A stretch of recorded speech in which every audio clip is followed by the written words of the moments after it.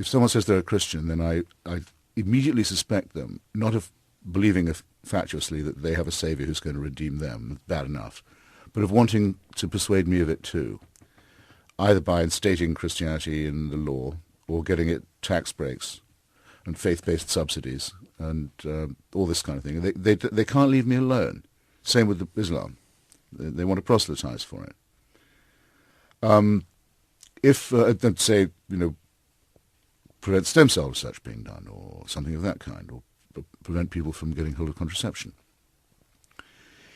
If someone says, well, I'm just a spiritual person and I believe in the essence of the all is the Godhead of the true and I hear burblings from the beyond, fine, as long as they leave me alone. But even the Buddhists don't quite do this. They're not great proselytizers, or are they? Well, not exactly, no, but and there are some ways in which the Buddhism isn't a religion. But you notice, of course, yet again, here it comes. Buddha is born from a slit in his mother's side. Can't somehow go near the female genitalia. There's the same shared disgust that they have for women and for sex, in common with all this. One of the most nauseating things about all religion. The ideology of Zen, I've discussed this in my book, was the official ideology of Japanese militarism under the Hirohito fascist regime. It was how they trained their soldiers. There's a wonderful book called Zen at War by a former Buddhist adept called Brian Victoria. Actually, he still is a Buddhist priest. I recommend it. The military dictatorship in Burma now is officially Buddhist, for example. No, if once you start surrendering reason and clustering around some Godhead type figure, I can tell you, you sort of set your watch, bad things will start happening. By the way, what does the Buddhist say to the hot dog vendor? What does the Buddha say to the hot dog vendor? Thank you. He says, make me one with everything. Wait, there's part two. The Buddhist then hands over a $20 bill, starts to munch, waits for a bit, and then says, what about my change? And the vendor says, change comes only from within. There is a brilliant pun in here, which I'm not going to say on the air, about No Child Left Behind, but I'll tantalize people by at least alluding to that. Talking to Christopher Hitchens, and we can talk with you. Join us toll-free, 866-733-6786. Toll-free, 866-733-6786, or by email, forum@kqed.org. This is Forum. I'm Michael Krasny. We're talking this hour with Christopher Hitchens. His book is God is Not Great, How Religion Poisons Everything. I'm looking at some of your emails here. I'll try to get to them in the course of the hour, but just this one that came on the top of the batch from David says, Hitchens wants to be the savior of humanity, but what he really needs to do is to mind his own business and leave everyone alone. I'll drink my wine and read the Gospels. You smoke your cigarettes and read your magazine. That's fine. It's sort of the inverse of what you were saying about it. Yeah, that sounds like a reasonable coexistence. Yeah, I wouldn't mind some of the wine. Reciprocity, yes, I'm sure you would. And by the way, do you have an Epicurean sense of what wines you prefer at this stage of your... Just curious to know, what wine do you prefer drinking? Do you know what that movie Sideways made me think, what is this Pinot Noir fuss? Because I was a sort of fairly regular Merlot imbiber. Uh-huh. Now I tend to ask people what Pinot they have about their person. Sales of Merlot went down terribly after that Well, movie. I like to think also that I'm not influenced by product placement in movies or anything like that, but I thought, well, I'm going to see what the fuss is about, and now I think I could say I knew. Is there a sense... By the way, why is the film called Sideways? If anyone can call in and tell me, I'd be thrilled. Oh, I think it's when he drives the car, isn't it? When he goes sideways. Is that off it? I thought that was sort of the metaphor. You're going sideways. I couldn't. What I gleaned from it, but I usually can work out why films are called. It was a bit obscure, yeah. Get the emails on that, no doubt. By the way, if you have an explanation, it's forum@kqed.org, and we'll go to your calls in just a moment. I want to ask you though, just before I go to the calls here.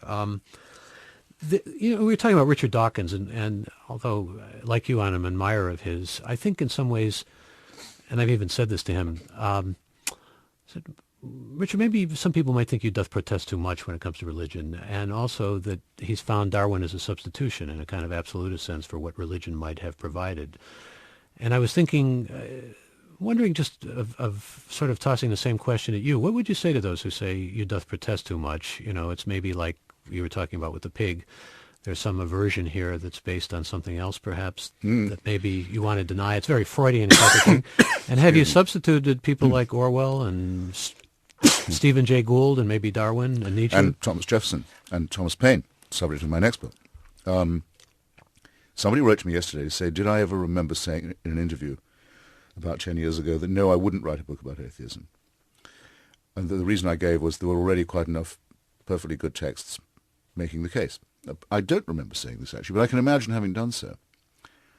The difference is that in the last few years, I would say the last 15, since the fatwa against Salman Rushdie in 89, it's a bit more than 15 now, really direct intervention by theocracy into our lives.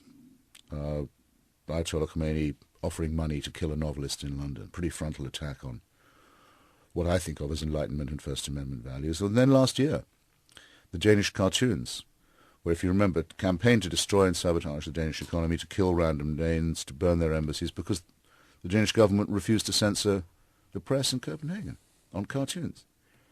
Not one American newspaper would reprint them, either to show what the fuss was about or out of solidarity with the Danes. Not one, except for a little magazine I write for, an atheist magazine called Free Inquiry, which was removed from the magazine rack at Borders Books as a result. And the State Department, when asked for comment, condemned not the arson at Danish embassies, but the cartoons. I thought, okay, you can't say this is the work of a fringe nutbag group. It seems to have won a clear and complete victory right across American society and beaten the arguments for free speech without a shot being fired. But is it... I take it very seriously. Is it a sort of subtextually, is it a respect for religion, or is it just acquiescence and fear? Well, it was disgracefully a bit of both, because this religion, which I don't think we should be respecting anyway, has as its backup, if you don't respect us, we'll kill you. But you're talking about the extreme form of that religion. I'm talking about an easy victory that it won right across the United States by being extreme, yes. But that's why it isn't fringe. You see what I mean? And the Vatican, when asked to comment, said the same. We condemn the cartoons. Not the arson, not the sabotage, not the murder, not the intimidation. So, no, what I'm trying to do is stiffen the spine of the secular forces and say, look, this is now important. It's in your life too. It's not happening on another planet. The same lesson we should have learned from the Taliban. People who think like that can ruin our lives too, as well as their own country and their own culture. Let's find out what our callers have to say. Graham, you're first. Good morning. Welcome. Oh, hello there. Thanks for having me on here. Sure. I'm from Northern Ireland and consider myself... I would never have been able to tell that. Yeah. Well, you would, Mr. Hitchens, but many others in this country think I'm American, unfortunately. Probably when you go back to the old sod, they think you're a Yank because you sound like one. That's right. It's a terrible dilemma. I'm sure Mr. Hitchens has a similar situation.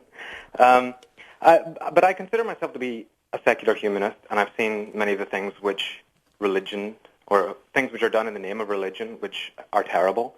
But I think that there's a mistake in the kind of attack that Mr. Hitchens and Professor Dawkins make on religion, because they consider religion to be primarily a question of belief or knowledge about the universe.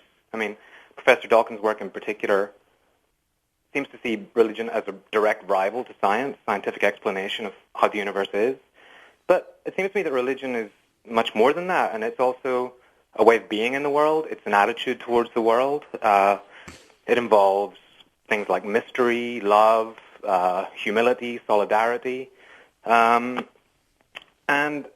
I think when you reduce it just to an epistemology, then it's easy to attack it on that basis, but there's much more to it. And another thing which religion does is the Bible, these texts that Mr. Hitchens has a problem with, are also literature, which he vaunts as a source of value. So the whole Bible is not just Leviticus, right?